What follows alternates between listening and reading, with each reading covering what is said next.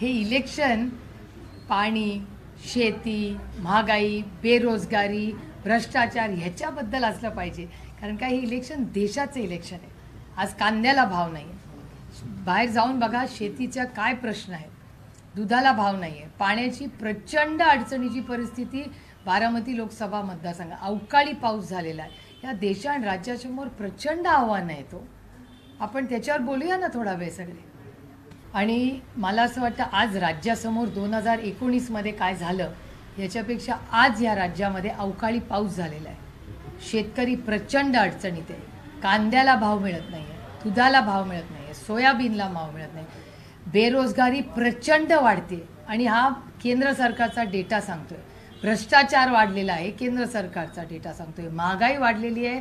हे एवढे प्रश्न, आज क्राईम वाढत चाललाय. बारामतीतच 2 दिवसापूर्वी मोठा क्राईम झाला आहे, नऱ्यात झाला आहे, पुण्यात कोयता गँग फिरते, मुंबईमध्ये सलमान खानच्या घरी आहे. तर क्राईम वाढतोय. हे विषय किती मोठे आहेत मला सांगा ना. ह्याच्यावर आपण बोलायला नको कोणी.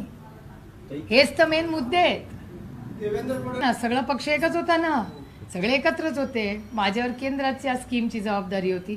ते पालकमंत्री, उपमुख्यमंत्री, फायनान्स मिनिस्टर संग्राम थोपटेंनी मी केलं, संजय जगतापांनी मी केलं. तिथे दत्ता धनकवडे कॉर्पोरेशनमध्ये होते त्यांनी, विशाल तांबे, सचिन दोडके, नाना, की सगळ्यांनीच, पक्ष एकच होता ना, सगळे एकत्रच काम करत होते. त्याच्यामुळे ताटातलं वाटीत आणि वाटीतलं ताटात सगळेच एकत्र मिळून काम करत होते.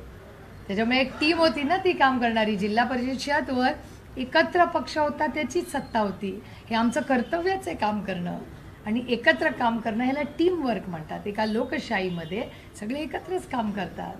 बरोबर. मी अतिशय प्रांजळपणे आधी आपल्याला सांगितलंय की माझ्या कामाचं पुस्तक हे मी त्यांना पाठवलेलं आहे.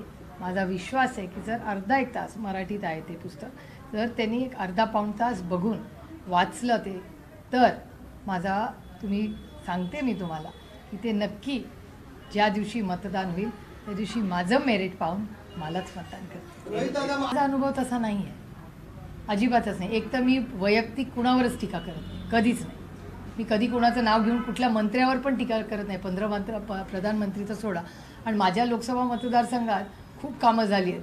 माझा अहवाल जर आपण वाचला ना, त्यात माझे संबंध सगळ्या मंत्र्यांशी, मंत्र्यांनी पार्लमेंटमध्ये घेतलेलं माझं नाव, माझं रेफरन्स, माझ्या मतदारसंघाचा उल्लेख, हा सगळा पारदर्शकपणे तुमच्या सगळ्यांच्या समोर आहे.